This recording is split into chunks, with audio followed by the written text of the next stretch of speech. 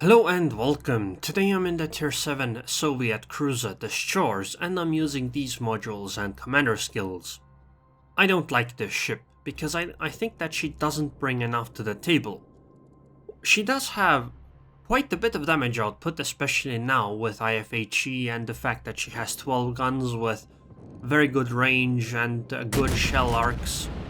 However, she lacks in survivability. She is pretty much made out of paper. That is, her armor is really bad. But most of all, she lacks in maneuverability. She has a turning circle that is as bad as tier 10 battleships. Not tier 7, 8 or 9 ones, tier 10 ones.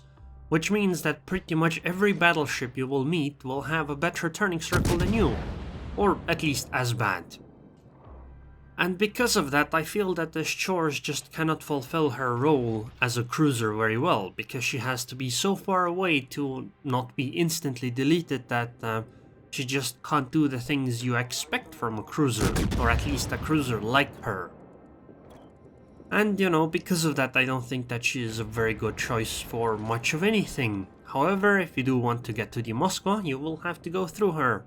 Or you can free XP, but for plebs like me, who still do not have a Missouri, we will have to farm more free experience and save it up for getting the Missouri instead of being able to spend it on ships like the Shchors.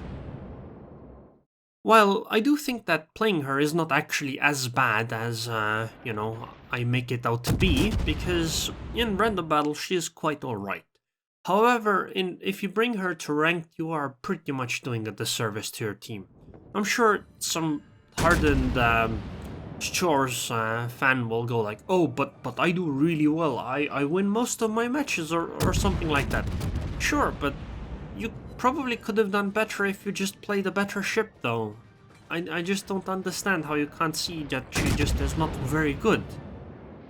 Especially, since there are ships like the Belfast, which bring pretty much a similar amount of damage.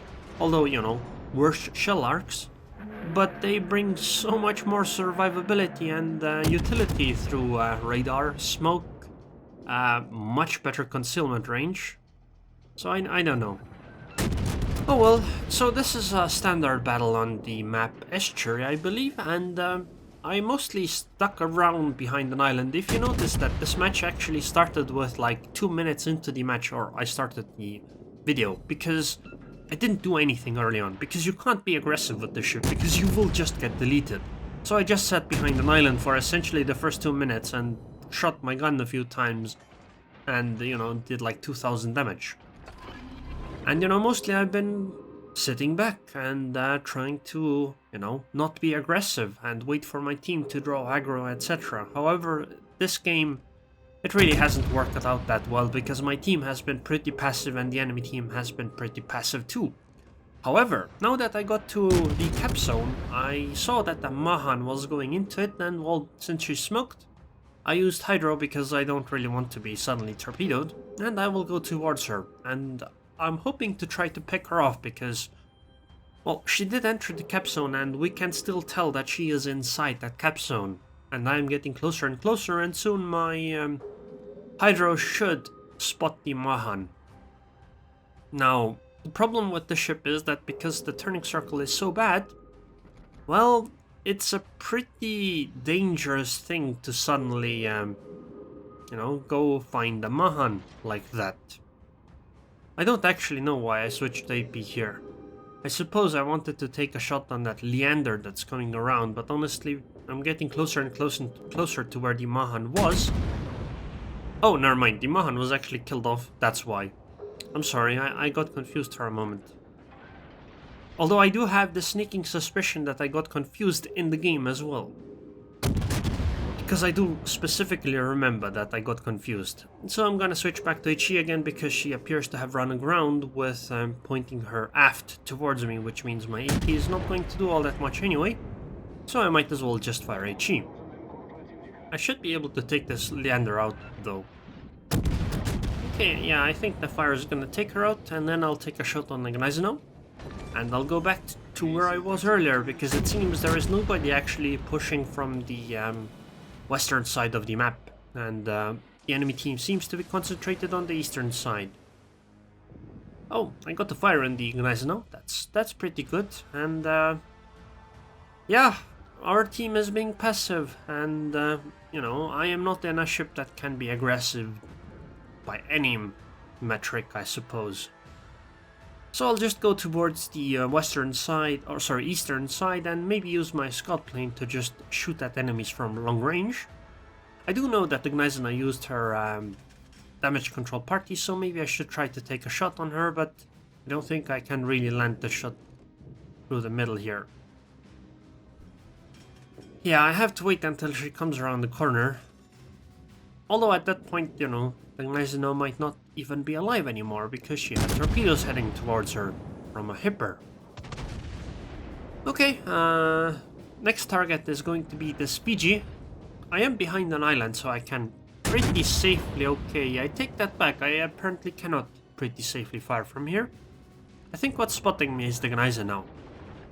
And I'll try taking shots on this Fiji, at least as long as I can, because, you know, that seems like the only ship that is within range without using the scout plane.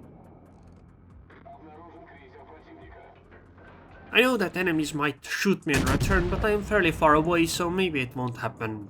And because the Fiji fell into concealment, well, I am not spotted either, so I'm gonna use my scout plane and start shooting the enemy Amagi. Now, the problem with scout planes is that it's very difficult to fire at targets that are going in a diagonal fashion. For two reasons. One is because you're really far away, so you need to lead more than you expect, and two, it seems to be really difficult to just line up the shot on where the enemy is going to be. I don't know why, it just feels more difficult than, you know, the normal aiming scheme, even though you would expect this one to be better. Oh well. I'll keep switching shots between these two battleships, because I want fires to be going on both of them, so I'll try my best. Although, you know, I need to actually find out how to aim at them. That would be a good start, I suppose. So, my team is still being passive in the cap zone, which I don't actually think that's a bad thing. I think that's alright. I'm just, you know, saying what they are doing. Okay, I imagine the Shchors is Scharnhorst is going to turn away behind the island. And I got a fire on her, which is very, very useful. I think these shells are not aimed high enough on the Amagi. At least they don't appear to be, but then again, I can't really tell from this angle. By the way, if you are actually using the scout plane to fire at enemies, oh my god, 7,000 damage with HE. Jesus Christ. But if you are using a scout plane, you can actually stealth fire, because you are so far away, they don't actually spot you when you fire your guns. Okay, I'm gonna pick the Amagi as a target again, because the Scharnhorst is actually on fire. Okay, never mind. Yeah, I suppose it has to be the Amagi, because I don't have enough range otherwise. Hopefully there will be an island between me and the Amagi, which means I will still be unspotted, which is very, very good. I don't know why my friendly Gneiser now is pushing over there. Clearly it's just us two against like 3 battleships or something, and that's not really going to work out in our favor, is it? So I turn in, which I actually think is a bit of a mistake here. I think I should have turned the other way, to stay slightly further away, because like I mentioned earlier, I can be deleted. Although my thinking at this point was going, okay, I want to do something riskier, because I don't want my Gneisenau to go down. So if a few enemies shoot me instead of the Gneisenau, you know, that will save quite a bit of health on the Gneisenau, potentially. So the Scharnhorst actually ran aground on the island, and I'm gonna just shoot her, I suppose.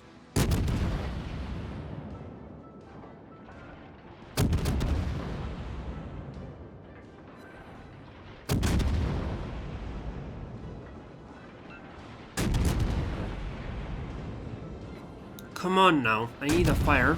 Come on, fire, please, please keep... Okay, excellent, I got 1 fire, but he probably has the Mechon, so this fire is unlikely to stick, but I'll still try my best. Nobody's still aiming at me. By the way, one of the good things with patch 0.6 for cruisers was the new commander skill priority target, because it tells you if you are being targeted, which, you know, helps you a lot in these kinds of scenarios. because I can know when I am not targeted. Yes, knowing when you are targeted is great and all, but knowing when you're not targeted is much more important, because that means you can actually do riskier things. Like right now, I am not being targeted at all, so I don't have to worry about trying to dodge, which is very, very good. So I'll take shots on the Samagi because she is the only ship in range. Well, no, the Gneisenau is as well, but she is further away, so I don't really want to shoot her as a priority.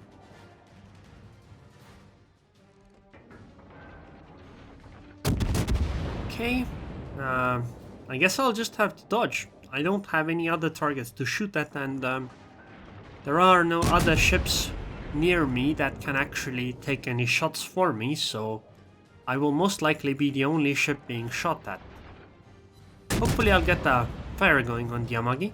That would be very, very useful.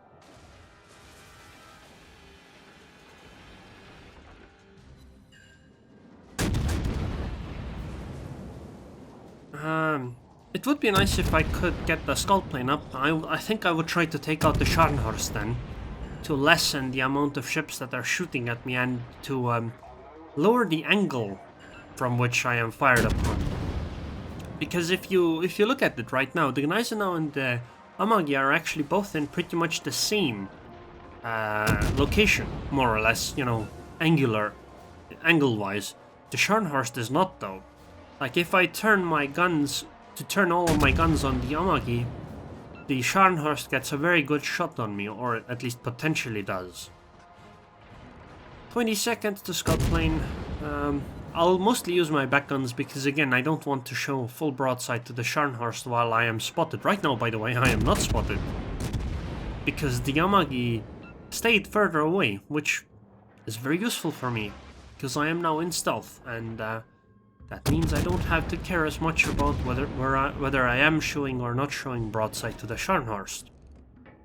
My scout plane is up, but I don't want to really use it at the moment because the Samagi is... I want to make sure that the Yamagi goes down.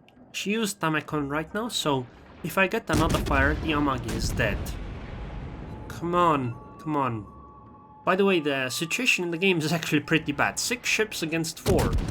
They have 3 battleships, 3 cruisers. Oh, and we have 1 battleship, 1 cruiser, and 1 destroyer. This is not very good. I go closer to still get shots on the Yamagi, because I don't want her to escape, and I think that she's going to go down now, so the next target is the Scharnhorst. Okay. Come on now. Come on. Don't tell me the Yamagi just used... Yeah, the Yamagi just used Tamekon. Okay, so I need another shot. Okay, the Scharnhorst went down. Now I need to dodge the Yamagi shells that are coming in. And I suppose I am heading straight for the Gneisenau. I expect those shells to take out the Yamagi. Okay, goodbye. And now it's a 3-on-3. It was 3-on-6, but now it's a 3-on-3. And I am going head-to-head with a Gneisenau. I have 17,000 HP. Scratch that, I have 9,000 HP, well 10,000. He has 49,000 HP. And he is at 8 kilometers. Okay, this is actually very, very useful for me, because he just used damage control party, which means if I get another fire on him, it will be beneficial for me. I'm gonna use Hydro soon because he can torpedo me. And I will try to angle. I don't want to show a flat front towards the Gneisenau. I want to be at a slight angle. I swapped to AP because I know that broadside on these kinds of shells deal a lot of damage to ships like the Gneisenau. I also torpedoed and, well, unfortunately I never got my AP shells off. But she is burning, which is going to stick, and these torpedoes are going to hit perfectly. Nice! 4 torpedo hits and 4 floodings. So this Gneisenau is definitely going to die to the flooding plus fire, because it's going to be a full duration fire, and already gone. And that's a devastating strike too, by the way. Yeah, okay, so we have 1 battleship left, and against 2 cruisers. And it's inside our cap zone. Sorry, inside the enemy cap zone. We are in the point... The enemies are in the points lead. However, we are, inside their cap zone, which means that points are ticking in our advantage. So this Gneisenau Wendy over here needs to survive for long enough. There is 1 minute and 10 seconds to go, well 15. But yeah, this Gneisenau just needs to survive in this cap zone until we tick to the points lead, and then, you know, until, oh. I don't understand why the Gneisenau was going towards them, but honestly at this point, because there is a 1600 HP Shchors here, this game is over. Oh! And the first salvo actually didn't kill it. And neither did the second. Oh my god, come on Wendy. Come on Wendy, don't let me down. Come on. Yes! This was scary, and the Gneisenau has to now be careful of the fact that the Shchors could have torpedoed here. And that could be pretty bad. There's 30 seconds to go. Okay, the torpedo threat didn't seem much of a big deal, but you have to remember that I believe the other cruiser that's still alive is a Fiji, which means that she also has torpedoes.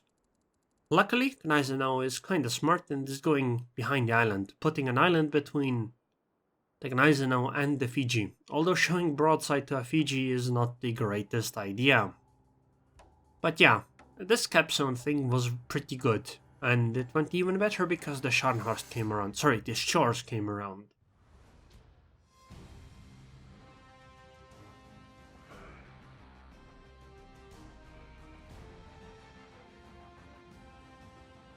Excellent, so 11,600 experience, devastating strike, high caliber, and it's just a flesh wound.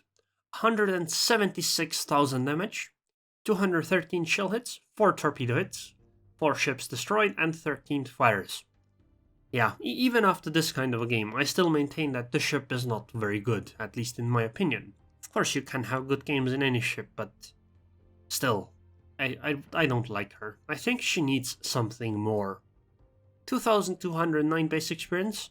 Yeah, this Gneisenau, she performed pretty poorly, but without her we would have lost the game, so I still compliment her. And the detail report, well, 53,000 damage from fire and flooding, not even what you call it, a witherer, and 84,000 alpha damage with HE. I took 9 AP shell hits, 9, and that was enough to take almost all of my HP. Well, probably would have been enough to take all my HP. It's just the HE shells that damage earlier.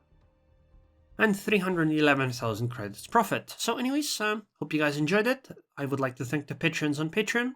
Thank you very much for your continued support, Active02, and I hope I see you guys next time. Oh, and if you like this video, then like it. If not, then dislike it.